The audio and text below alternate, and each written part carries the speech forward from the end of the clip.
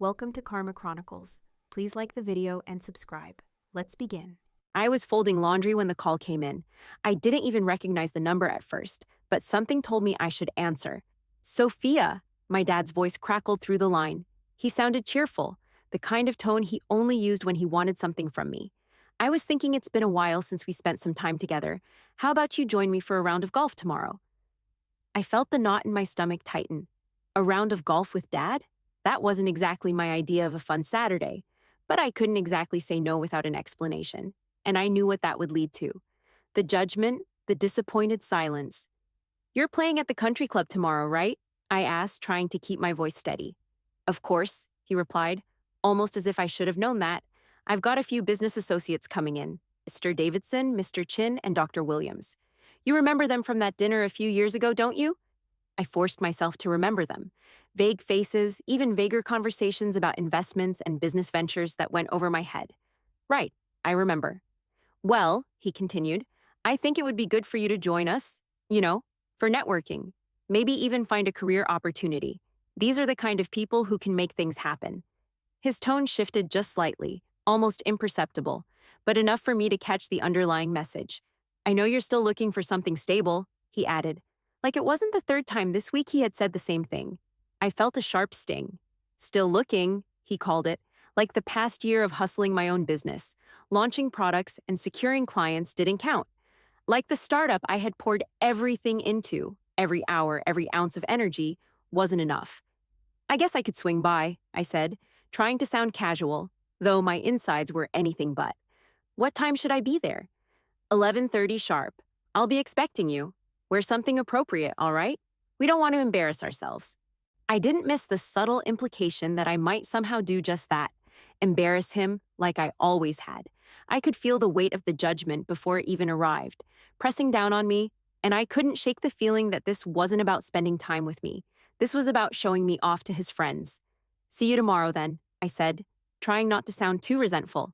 "Great, I'll tell them to expect you," he said, a little too cheerfully, and then hung up without another word. The moment the call ended, I stood there, staring at the phone in my hand. I knew this wasn't about a fun family outing. It was about appearances, about proving to his wealthy circle that his daughter was still trying. Trying for what? A job I didn't need? A career path that would make me worthy of their attention? The thought made me feel like a prop in his world. I walked to the closet, pulling out my golf outfit, a simple polo and khakis, and threw them on the bed. I didn't have to look in the mirror to know I was already second-guessing my decision. A part of me wanted to back out, but the thought of Dad's disapproving face, his disappointed sigh, made me feel trapped. I grabbed my phone again, my fingers hovering over the keys, tempted to text my best friend Sarah for a last-minute excuse, but the message never came. Instead, I sighed and placed the phone back down. I had already said yes. I had already agreed to this farce. Tomorrow, I would be walking into that country club, trying to fit in with a crowd that barely saw me as anything more than a project for Dad to showcase. The thought left a bitter taste in my mouth. But I had promised to show up, and I couldn't back out now. As I grabbed my keys and headed for the door, I found myself wondering how many more times I'd let my father's expectations define me. The golf course stretched out before us, the manicured greens glistening under the mid-morning sun.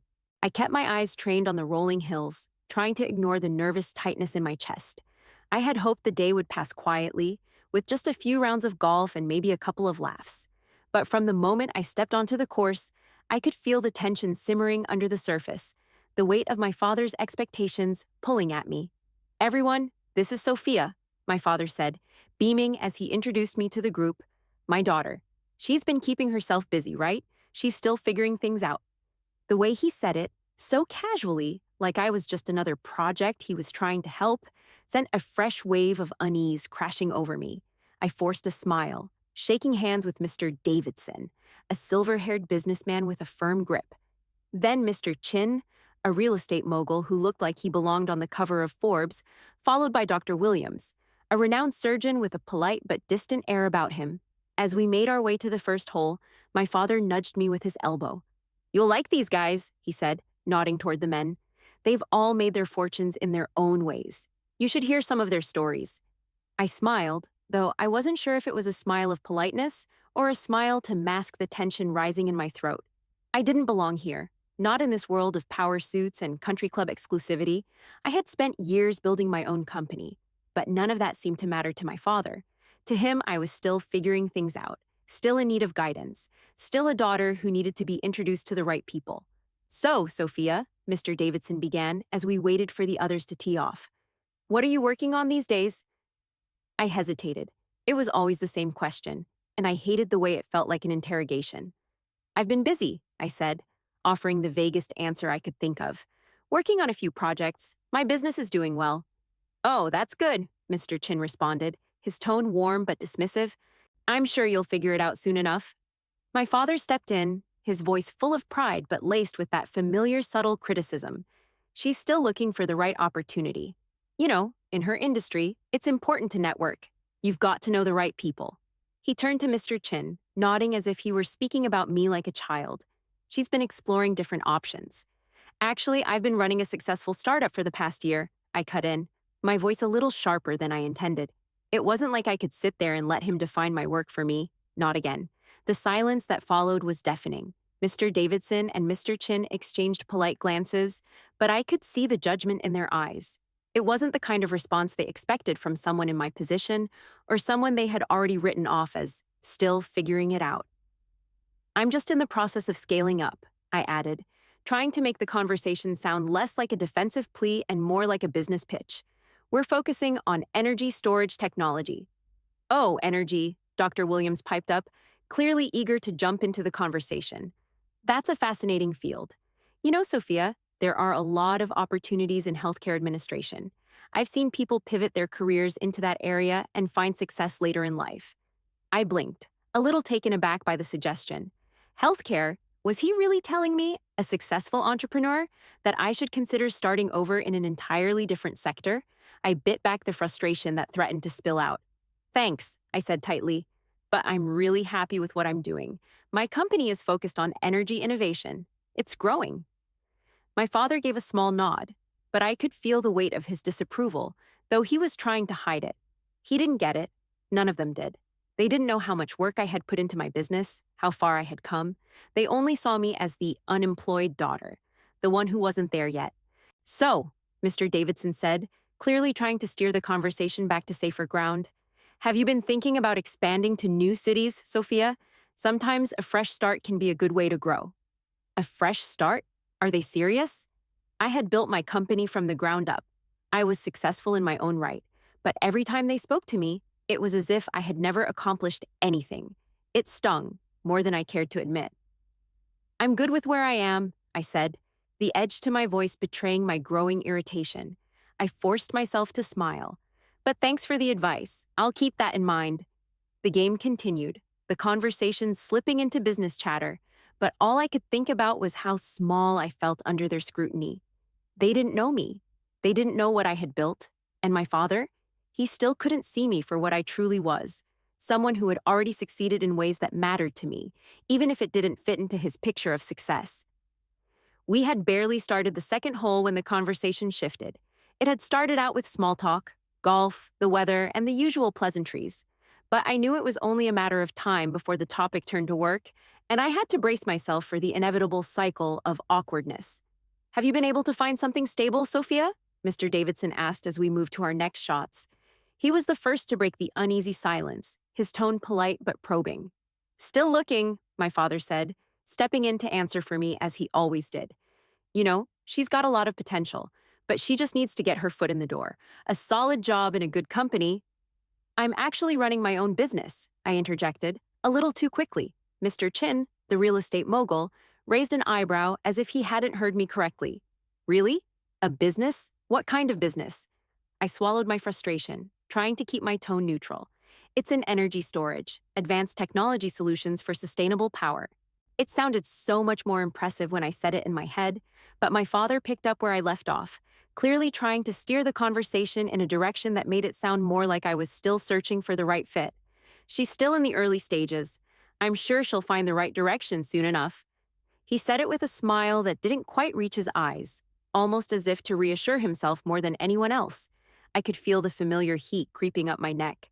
My stomach twisted as I watched the men nod politely, giving me the kind of smiles they reserved for a college intern or someone with a project attached to their name. Energy storage, huh? Dr. Williams, the surgeon, said with a thoughtful look. That's great, really. But have you ever thought about healthcare administration? You could apply your skills to something more practical. His voice was kind, but the suggestion felt like a slap. Healthcare? I repeated, blinking at him. I hadn't considered that. Oh, it's an excellent field. Steady work, lots of growth opportunities. You could go back to school and… I could feel my patience waning as he continued, but I clamped down on it, refusing to let any frustration show. It wasn't his fault. They had no idea. I'm actually pretty focused on my current business, I said through gritted teeth, forcing a smile. It's going well. I'm not really looking for a career switch.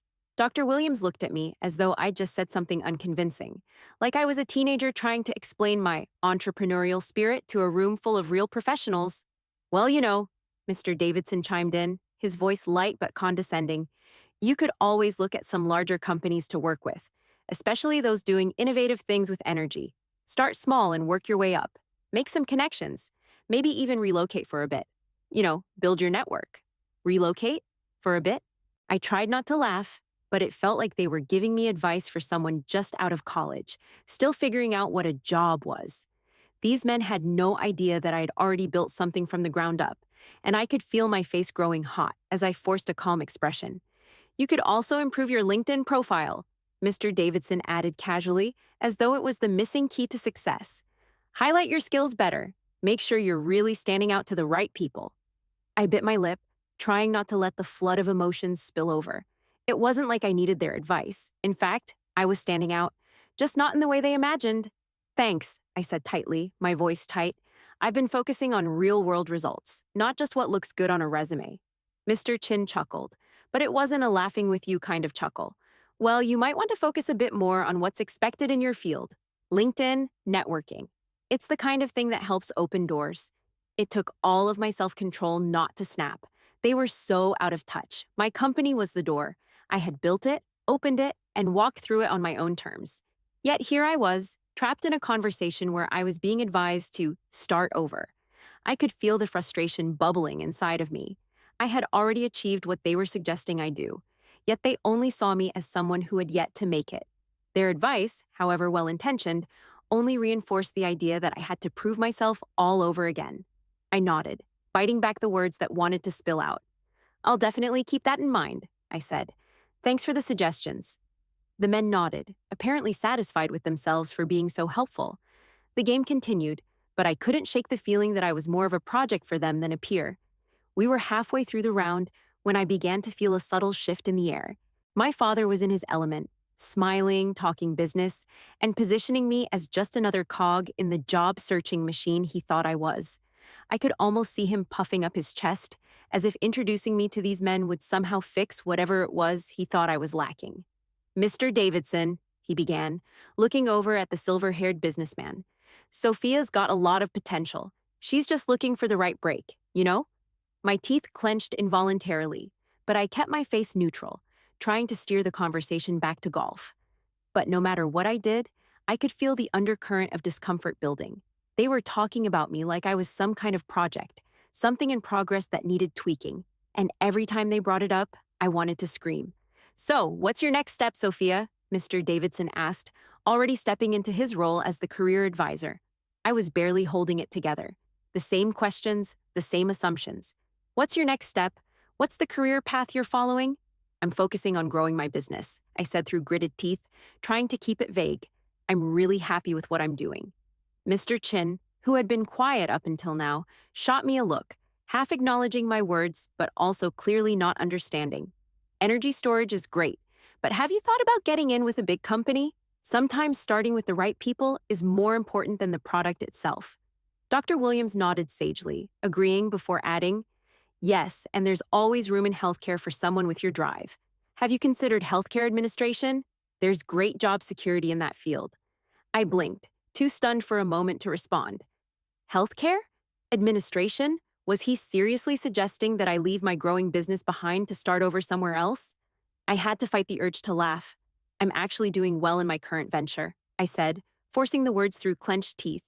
I don't plan on switching paths. But my father, eager to continue helping me, jumped in again. Sophia's just figuring it out. She's working on it. The sting of his words hit hard. He didn't even know what I'd been building. He hadn't taken the time to ask, and worse, he never acknowledged it. As we walked to the next hole, I noticed Mr. Davidson watching me. His eyes narrowed in that way people have when they're trying to piece together a puzzle. "Sophia," he began, "have you ever thought about working with someone who can really help you get to the next level? I could give a friend of mine a call. He's in energy consulting, big player in the industry. Maybe he could help you get started." My pulse quickened, but I kept my expression steady. "I'm good, thanks," I said, forcing a smile. "I've got my own thing going on." But Mr. Davidson wasn't listening. "It'd be a great way to get your foot in the door. I'll give him a call," he continued, oblivious to my discomfort. "Maybe get you an entry-level position to start?" I had to fight not to snap. An entry-level position, after everything I had built, after the work I had put in, this man, this stranger, was offering me an entry-level job like I had no idea what I was doing. I opened my mouth to refuse again, but my father jumped in, eager to keep things moving smoothly. "That sounds like a good idea, don't you think?" he said to me, his voice light, almost as if he hadn't just minimized everything I had worked for. I stared at him for a beat, the frustration bubbling up inside me like lava. I could feel the tightness in my chest. I couldn't keep this up any longer. They didn't see me. They didn't see anything I had done. My father still saw me as someone needing to be fixed. I glanced at Mr. Davidson, then at Dr. Williams and Mr. Chin. They were all nodding, as if my success depended entirely on their connections. Their advice? I couldn't do this anymore. I couldn't keep pretending to be this uncertain, struggling version of myself. This wasn't just about the golf outing. It was about something much bigger.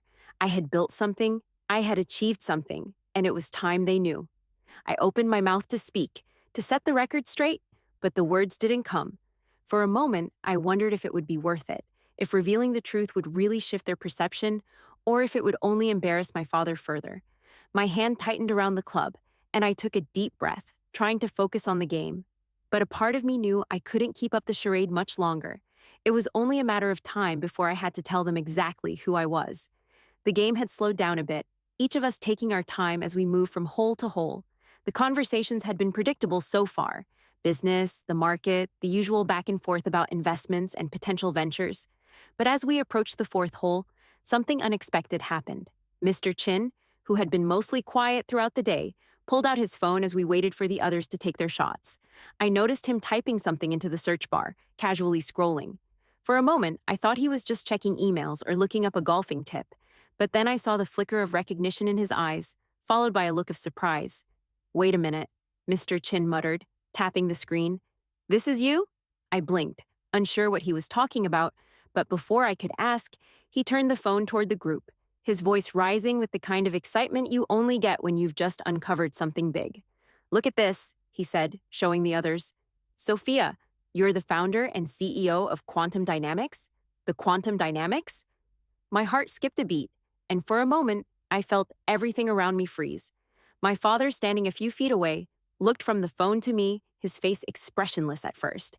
Then, as if he was processing the information, his eyes widened in disbelief. Mr. Chin kept scrolling, clearly stunned. "This article says you've revolutionized energy storage. Your company's worth billions?"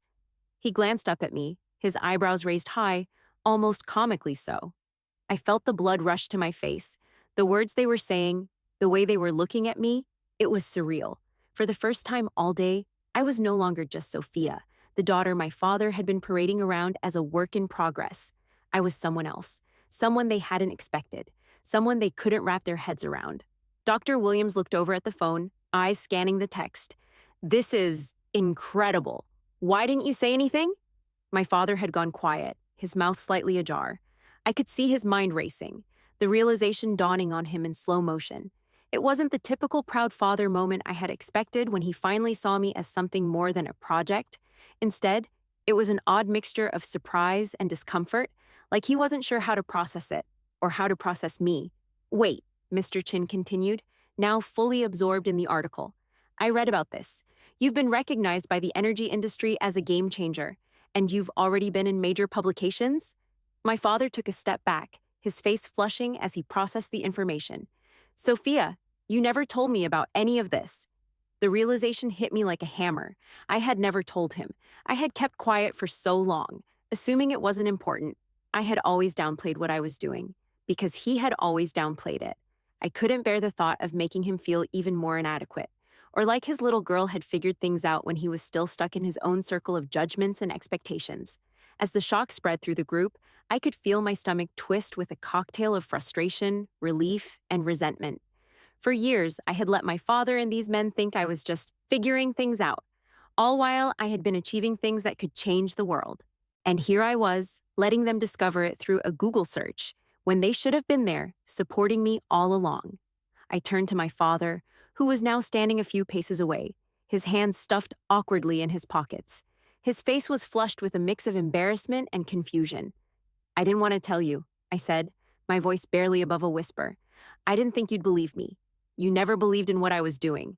You always thought it was a phase, something I'd figure out later." Mr. Chin, still holding the phone, shook his head in disbelief. I'm sorry, Sophia. I didn't know. I had no idea." "None of us did," Dr. Williams added, glancing at my father. "She's a billionaire, and we've been giving her career advice based on outdated thinking." My father didn't respond right away. Instead, he turned toward me, his expression a mixture of guilt and something else I couldn't quite read. For a long moment, there was nothing but the sound of the wind rustling through the trees, the game forgotten as everyone processed what they had just learned. I swallowed, my throat suddenly dry. I had kept this secret from them for so long, mostly because I didn't think they would take me seriously. But now, seeing their stunned expressions, the realization hit me like a flood. They hadn't just underestimated me, they had written me off completely, and I had let them. "Why didn't you tell me?" my father finally asked, his voice softer now, a hint of regret lacing his words. I looked at him, my heart pounding. "I thought you'd just tell me to go back to school and get a real job. You never believed in anything I was doing." He looked at the ground, his hands still in his pockets. "I didn't know." "I know," I whispered, the words bitter on my tongue. "You didn't know, because I never let you see me, and I never let you see me because I never thought you'd think I was enough." The group was silent as I let the weight of those words hang in the air. They had no idea what this moment meant for me. Seeing my father finally see me for who I really was, even if it was at the most awkward, most painful point possible. The realization hung in the air, thick and uncomfortable, as Mr. Chin continued to stare at the phone, processing what he had just uncovered about me. My father's face had gone pale, the blood draining from his cheeks as he looked at me in a mixture of shock and disbelief. The other men, once engaged in conversation, now stood frozen, their attention entirely on the revelation that had just flipped our entire morning upside down. "So," Mr. Chin said slowly, breaking the silence, "you're really the founder and CEO of Quantum Dynamics?" I nodded, though I could feel my throat closing up with emotion. I wanted to say something, wanted to explain why I hadn't shared this with them. But the words didn't come. The truth felt like it had been buried for so long under layers of false humility and self-doubt. My father, his back still to me, turned slightly as if trying to process the words in his own way. "Sophia." His voice faltered, and for the first time that morning, I heard genuine surprise, even a hint of awe in it. "You never told me?" The weight of his admission landed between us, heavy and uncomfortable. All these years, all the times I had held back, pretending that my achievements didn't matter, that I was still the unemployed daughter, still the one who hadn't found her way yet. It had been so I wouldn't embarrass him. I didn't want to make him feel small. And now, here we were. Mr. Davidson cleared his throat awkwardly. "We had no idea, Sophia. You never mentioned it." "Well, none of us did." "I didn't mention it because I didn't think it would matter," I said quietly, my voice almost a whisper. "You never saw it as something worth mentioning. You always thought I was just still searching for something stable." They all exchanged glances, unsure how to respond to the truth that had been so carefully avoided. Dr. Williams, who had been quiet until now, finally spoke, his voice tinged with embarrassment. I'm sorry, Sophia. I had no idea. If I had known, I wouldn't have." "It's okay," I said, cutting him off, though I wasn't sure if I meant it. "I get it. You didn't know." My father's hands fidgeted at his sides as he stepped closer. "Why didn't you tell me?" he asked again, his voice more subdued now, the authoritative tone replaced with something softer, almost pleading. "Why didn't you share this with me?" I could feel the old hurt bubbling up, the years of doubt, of feeling like I wasn't good enough. "Because you never believed in it, Dad," I said, my voice catching. "You thought I was just playing around. You always said I was still figuring things out. So I just kept it to myself." The silence that followed was deafening. I could see my father's eyes flicker with something: regret, shame, maybe even guilt. But I didn't know how to fix it. How could I, after all this time? He had never taken me seriously, not until now. "Sophia, I didn't know," he repeated, his voice barely above a whisper. "You didn't," I agreed softly, my heart aching. "But that's because I never showed you." The others were quiet now, unsure of what to say. The shift in the conversation was palpable. The men who had been offering advice just moments ago now looked at me with a different kind of respect. But it was my father's reaction that hurt the most. He had never really seen me, not in the way I needed him to. I took a deep breath and tried to steady myself. "It's not that I didn't want to tell you, it's just I wasn't sure you'd understand, or even care." Mr. Chin stepped forward, his voice sincere. "Sophia, you should know. We didn't mean to undermine you. We thought we were just helping. I had no idea you were already ahead of the game." Dr. Williams nodded, looking guilty. "I think we all made some assumptions about where you were in your career. For that, I'm really sorry." As the apologies poured in, I felt a strange mixture of relief and discomfort. It wasn't that I wanted their validation, but it was the acknowledgement, the recognition that had always been missing. They were seeing me now, truly seeing me for who I was, and not the version of me they had constructed in their minds. My father shifted uncomfortably, still processing everything. "I didn't know what you were doing," he admitted, his voice almost a whisper. "I didn't know what you were capable of." I felt the weight of his words, but something else lingered there, something raw and unspoken. Pride, maybe, or regret. "It's not too late to change that, Dad," I said quietly, though I wasn't sure if I believed it. "But you need to start seeing me for who I am, not who you think I should be." The words hung in the air for a long moment, and I could feel the weight of everything between us. Finally, my father nodded slowly. "You're right. I, I'm proud of you, Sophia. I never understood." It wasn't the grand revelation I had expected, but it was enough. For the first time, I felt like I wasn't invisible anymore. The group stood there in stunned silence, no one knowing exactly how to respond. But for the first time all day, I felt a sense of peace wash over me. Maybe this was the beginning of something new. Maybe this was the start of them finally seeing me, not as my father's unemployed daughter, but as a woman who had built something all on her own. And for the first time, I felt like I could breathe. The group continued their game, though it was clear that the events of the morning had shifted the dynamic. As the sun climbed higher, the once light-hearted banter had turned into something more thoughtful, more subdued. The men were no longer throwing around advice like it was casual conversation. Now, they were quietly processing what they had learned about me, and their faces reflected it. Surprise, disbelief, and, in some cases, embarrassment. Dr. Williams, who had been the most vocal about career suggestions, let out a sharp laugh as he swung his club, shaking his head in disbelief. "You know," he said, a bit more awkwardly than usual, "it's funny. I've been giving career advice to a billionaire entrepreneur for the past hour." The group chuckled nervously, but it was Dr. Williams' laugh that broke the tension. My father, still looking like a man who had just realized he'd been living in a world of half-truths, glanced at me. His voice was quiet when he spoke. I didn't know any of this. I could see the wheels turning in his head, the realization dawning on him with slow, deliberate clarity. For a moment, I wasn't sure how I felt. I wanted to be angry, to yell at him for not seeing me, for not supporting me. But there was something else there too, a kind of relief, because despite everything, despite the years of doubt and dismissiveness, he was finally starting to see me. "I should have known," he continued, his voice a little strained. "I've been so focused on trying to fix you, I didn't even look at what you were building." His eyes flicked over to Mr. Davidson, who nodded understandingly. The men stood in silence for a beat, their gazes shifting between my father and me. Mr. Chin, who had been quiet for a while, finally broke the silence. "You've been doing this all on your own, Sophia?" His voice was tinged with admiration. "That's incredible. I had no idea. You should have been at the table with us from the start." I forced a smile, though it felt strange on my lips. "I never thought to join the table," I said, my voice tinged with bitterness I couldn't hide. "I never thought I was welcome." There was no immediate response. What could they say? My father had always made it clear that I had to prove myself, and in doing so, I had built something incredible, but it had taken a toll. The only person I ever needed approval from was him, and for the longest time, I doubted that he could see me as anything other than someone struggling.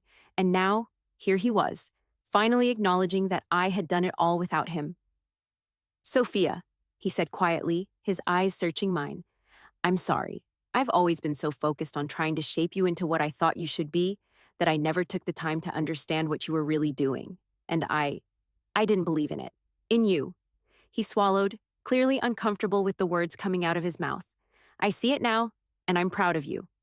The words felt like they should have meant something more, but instead, they settled heavily in the pit of my stomach.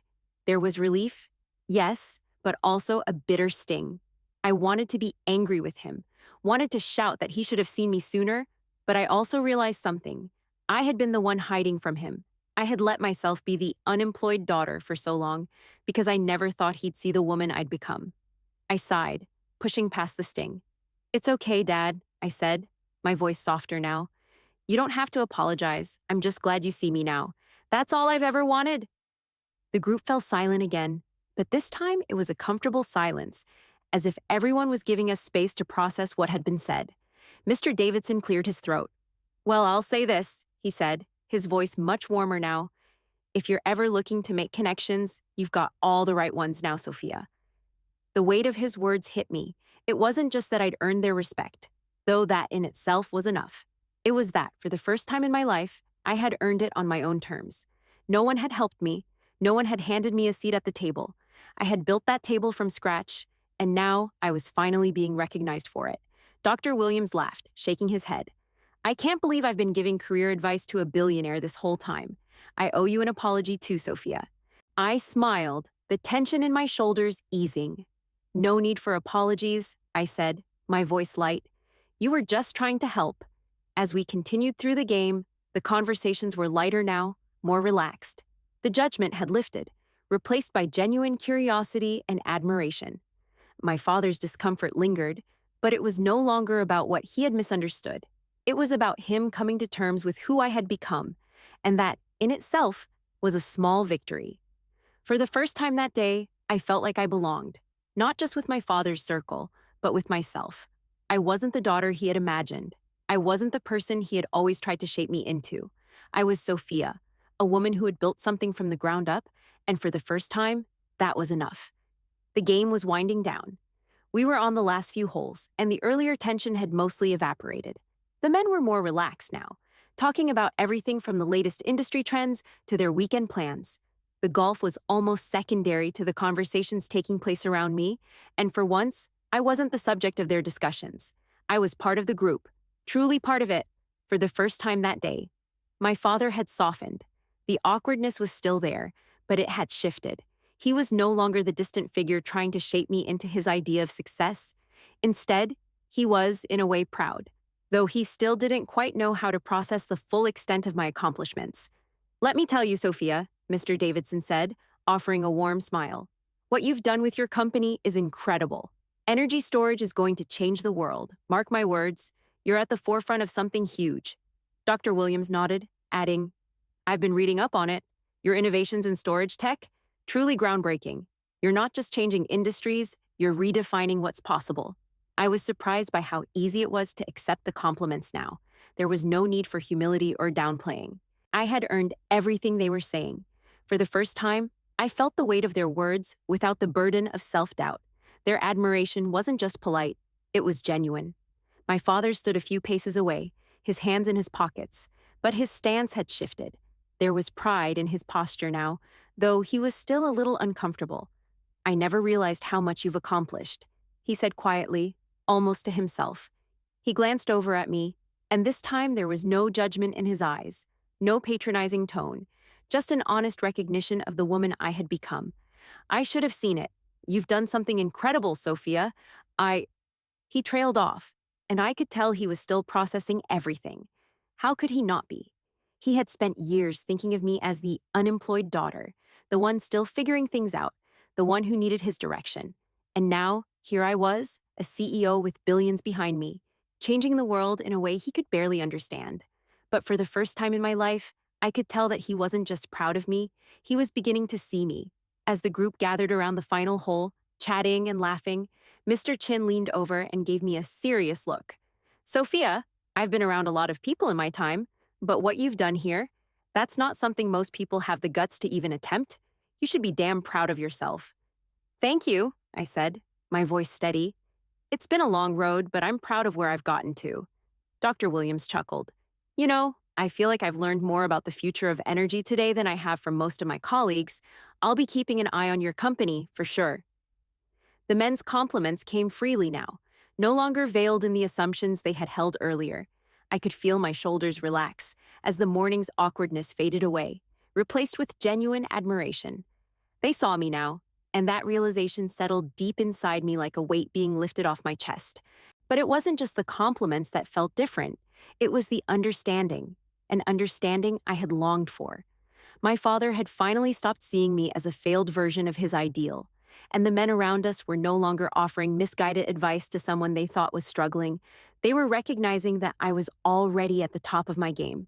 As we finished the game and walked back to the clubhouse, I couldn't help but reflect on the morning. It had been a strange mix of frustrating, enlightening, and ultimately freeing. My father's doubts had always weighed me down, and his constant need to shape me into someone else had made me question my worth. But today, for the first time, I didn't feel small. I felt like I could breathe, like I had finally shed the weight of his expectations and their preconceived notions about who I should be. My father walked beside me now, no longer the figure of distant judgment. He was my father again, the one who saw me, who understood that my worth wasn't tied to his perception of my success. I think I've learned a lot today, he said, his voice thoughtful as we made our way to the clubhouse. Not just about energy, but about you. I'm sorry I never saw it sooner, Sophia. I should have believed in you. I nodded, accepting his apology without needing to make a big deal of it. It's okay, Dad. I think we're both learning a little bit about each other today. And for the first time, I didn't feel like I was just his daughter, the one with so much yet to prove. I was me, a successful entrepreneur, a woman who had achieved everything she had set out to do, and I wasn't waiting for anyone to tell me I was enough anymore. As the group gathered for lunch, I looked around at the faces of the men who had once looked down on me, offering their misguided advice. They were now speaking to me like an equal, acknowledging my work with the kind of respect I had always craved. And my father, for the first time, he didn't need to hide behind his doubts. He was proud of me, and that was enough. It was a strange kind of victory, but it was mine. And for the first time in years, I could finally see my future without the shadow of my father's doubts hanging over me.